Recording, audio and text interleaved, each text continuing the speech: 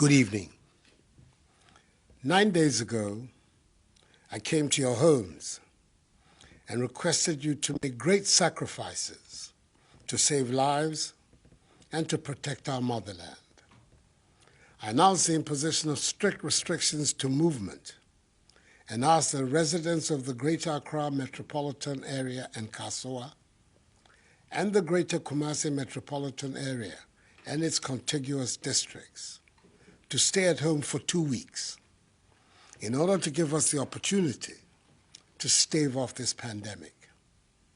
As a result, residents of these two areas had to make significant adjustments to our way of life, with the ultimate goal being to protect permanently our continued existence on this land.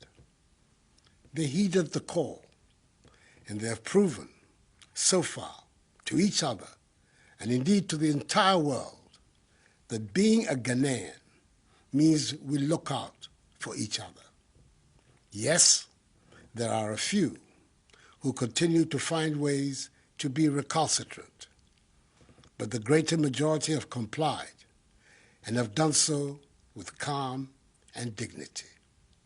Tonight, I say thank you to each and every one of you, law-abiding citizens. Let me thank in particular all our frontline actors who continue to put their lives on the line to help ensure that we defeat the virus. To our health workers, I say a big aiko for the continued sacrifices you are making in caring for those infected with the virus and in caring for the sick in general. You are the heroes and heroines of our generation, and government will do all in its power to provide you with the relevant tools to do your work effectively.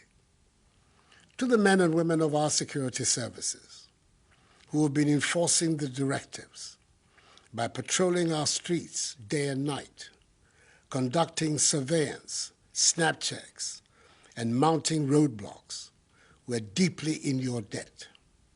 It is these security measures that have created the basic framework within which our medical personnel are able to pursue contact tracing, testing, and treatment of persons with the virus, whose implementation offers us the most secure means to defeat the virus. Reports I've received so far indicate that the police, military, and other members of our security services have discharged their mandate with considerable professionalism.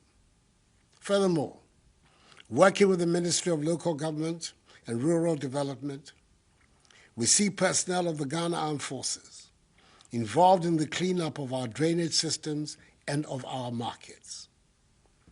In the very few instances where members of our security agencies have employed the use of excessive force against the citizenry in enforcing the restrictions on movement, the Inspector General of Police and the Chief of Defense Staff of the Armed Forces have taken steps to investigate such incidents, and they have given me the assurance that those found culpable will be duly sanctioned. Thus far, the alleged wrongdoers have been withdrawn from the ongoing exercise.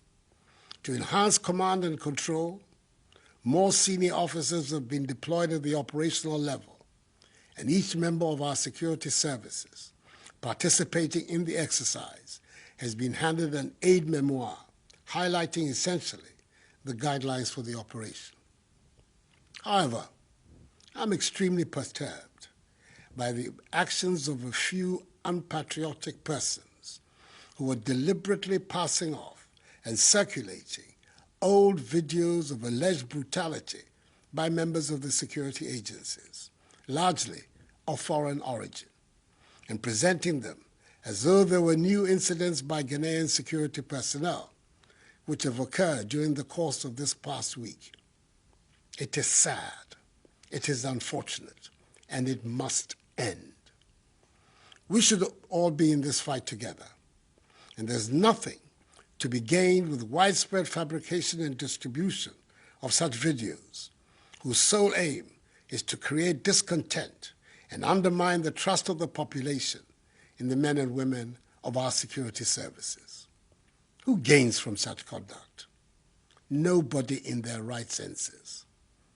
The law enforcement agencies are determined to locate the originators of these antisocial acts. Fellow Ghanaians, as I've said before, all the government is doing is intended to achieve 5 key objectives: limit and stop the importation of the virus, contain its spread, provide adequate care for the sick, limit the impact of the virus on social and economic life, and inspire the expansion of our domestic capability and deepen our self-reliance. As of today, Sunday, 5th April, our current situation is such that we have recorded a total of 214 cases. The Greater Accra region has 189 cases, followed by the Ashanti region with 12, Northern region 10, Upper West region 1, Eastern region 1, and Upper East region 1. The 10 from the Northern region are the West African nationals who entered our country illegally after the closure of the borders.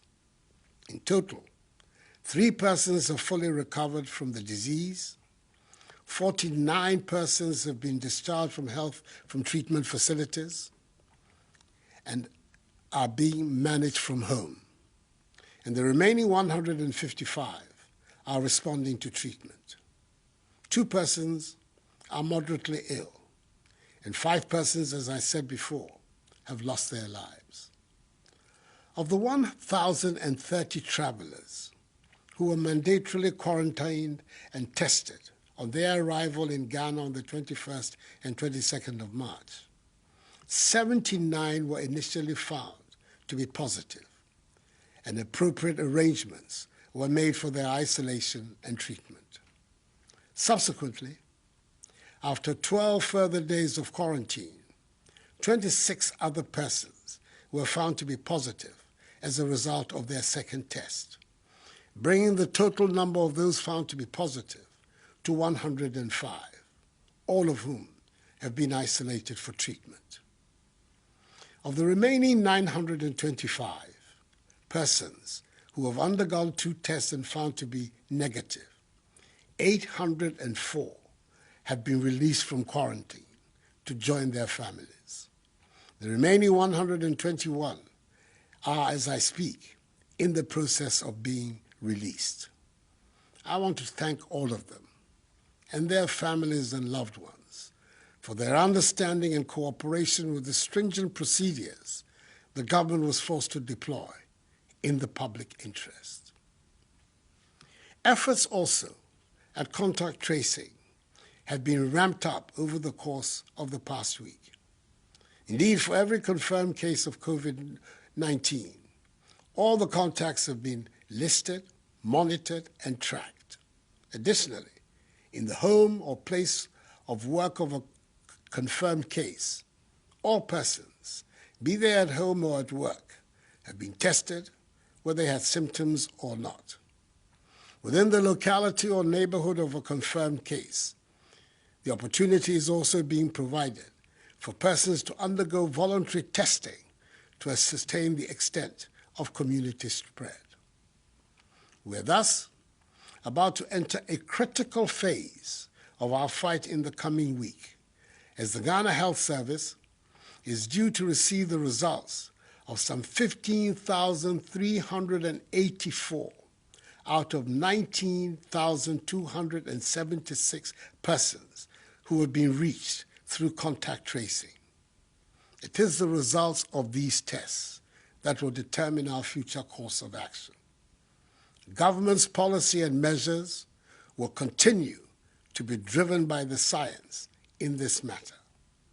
The Ghana Academy of Arts and Sciences and the Center for Scientific and Industrial Research, CSIR, are now partnering government in the struggle. I met with their representatives on Friday and arranged with them a mechanism for the realization of this partnership. the nation and I appreciate their involvement. So in the course of the coming week, a determination will be made as to whether or not to extend the duration of the 2-week restriction on movement and the implementation or otherwise of any more enhanced measures to deal with the virus. I have, however, by executive instrument, extended the closure of our borders for 2 more weeks until further notice. The data tells us that the overwhelming majority of confirmed cases came from travelers or from people who have come into contact with travelers. Fellow Ghanaians, tonight I stand before you to ask for your continued patience, support, vigilance, and adherence to the measures. Let each one of us play his or her part to enhance our collective efforts at containing the spread of the virus, which will enable us to hasten the lifting of these restrictions and returning the nation to normalcy. I was encouraged by the appreciation of government's handling of the pandemic and the offer of support by the leadership of the major political parties in the country when I met with them on Friday. I applaud Parliament's decision to call off its planned recess and be on standby to aid in the fight against the virus. I thank staff of the University of Ghana's Noguchi Memorial Institute for Medical Research, the Kwame Nkrumah University of Science and Technology's Kumasi Center for Collaborative Research, and the National Public Health Reference Laboratory of the Kolebu Teaching Hospital for the solid work they are doing for Mother Ghana. I'm very grateful to the individuals and institutions who have responded to my appeal for donations to be made into the COVID-19 National Trust Fund, which has been established to complement government's fight against the virus and to assist in the welfare of the needy and the vulnerable. A total amount of some 8,750,000 cedi, which includes 600,000 United States dollars, have been received so far for this purpose. I'm happy that so many appointees of my government have also followed my example by donating their salaries to the fund. We are in difficult times, and that is why I directed the Minister for Finance to send to Parliament the Coronavirus Alleviation Program, whose objective is to protect households and livelihoods, support micro, small, and medium-sized businesses, minimize job losses, and source additional funding for promotion of industries to shore up and expand industrial output for domestic consumption and exports. Through this program, the Ministries of Gender, Children and Social Protection, and Local Government and Rural Development, and the National Disaster Management Organization, NADMO, working with MMDCEs and the faith-based organizations, have begun to provide food for up to 400,000 individuals and homes in the affected areas of the restrictions. This began in Accra today and will begin in Kumasi tomorrow. It will come in the form of dry food packages and hot meals, and will be delivered to vulnerable communities in Accra, Tema, Kumasi, and Kasua. Again, the Ghana Water Company Limited and the Electricity Company of Ghana have been directed to ensure the stable supply of water and electricity during this period. In addition, there will be no disconnection of supply. Furthermore, government will absorb the water bills for all Ghanaians for the next 3 months, i.e. April, May, and June. All water tankers, publicly and privately owned, are also going to be mobilized to ensure the supply of water to all vulnerable communities. Government, in collaboration with the National Board for Small-Scale Industries, business and trade associations, and selected commercial and rural banks will roll out a soft loan scheme up to a total of 600 million cedis, which will have a 1-year moratorium and 2-year repayment period for micro, small, and medium-scale businesses. Fellow Ghanaians, it is vital that we protect the lives of our frontline health workers who are risking their lives every day to battle this virus. That is why government is placing a high priority on the procurement of personal protective equipment for them. Thus far, 350,000 masks, 558,650 examination gloves, 1,000 reusable goggles, 20,000 coveralls, 7,000 N95 respirators, 500 waterproof gumboots, 2,000 reusable face shields, 2,000 gallons of hand sanitizers, 10,100 milliliter pieces of hand sanitizers, and 500 shoe covers have been sent to the regional health directorates for onward distribution to the district health directorates for use by our health workers in all the districts. That the Minister for Health is ensuring that they reach the health workers. This notwithstanding, government is aware that more needs to be done, especially in the face of the global shortage of PPEs. It is for this reason the government is actively engaged with local manufacturing companies to assist them in the domestic production of PPEs, and I'm encouraged by the response from the Ghanaian private sector. Domestic production of face masks, head covers, surgical scrubs, and gowns will commence from Tuesday. For example, 3,600,000 face masks will be produced domestically with an output of 150,000 per day.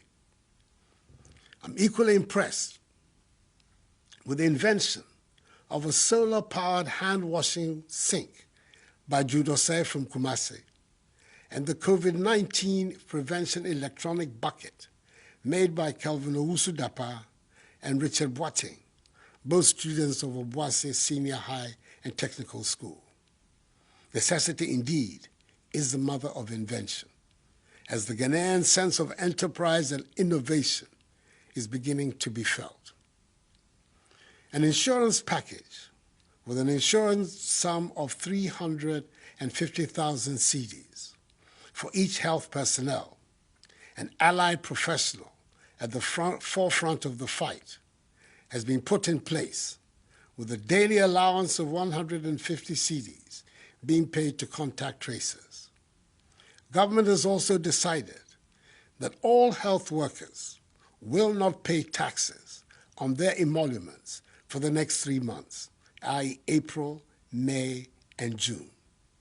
Furthermore, all frontline health workers will receive an additional allowance of 50% of their basic salary per month, i.e. for March, April, May, and June.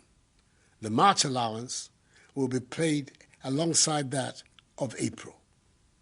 The Ministry of Transport is also making available, for free, Ayalolo buses to convey health workers in Accra, Tema, Kumasi, and Kasoa to and from work along specific routes for the entire duration of the restrictions.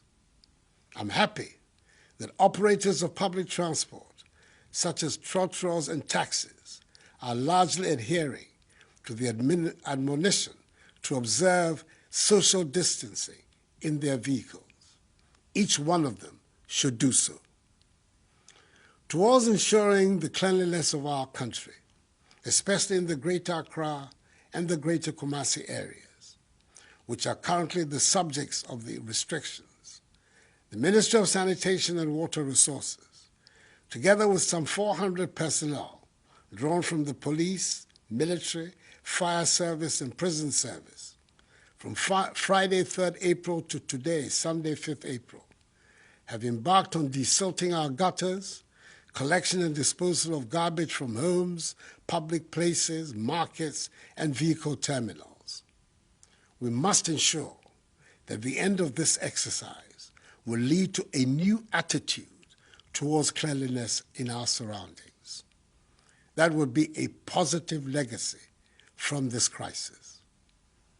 MMDAs outside the areas affected by the restrictions have been directed to emulate this cleanup exercise.